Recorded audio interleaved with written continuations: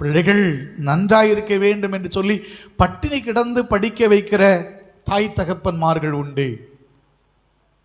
சில தாய் தகப்பன்மார்களை போல சந்தோஷமாய் மகிழ்ச்சியாய் வாழ்வதற்கான அனுகூலங்கள் இருந்தும் அதை தவிர்த்து, ஐயோ என்னுடைய பணத்தை, என்னுடைய பொருளை, என்னுடைய மகிழ்ச்சிக்காக நான் செலவு செய்தால் என் பிள்ளைகளுடைய எதிர்காலம் என்னாக போகிறது என்று சொல்லி மகிழ்ச்சியை மடக்கி சுருக்கி வைத்து கொண்டு பிள்ளைகள் நலனுக்காக செலவு செய்கிறார்கள். ஆனால் பிள்ளைகளோ கொஞ்சம் தலையெடுத்ததும் தாய்க்கு துரோகம் செய்வது எப்படி, தகப்பனுக்கு துரோகம் செய்வது எப்படி என்று துரோகம் செய்கிறார்கள்.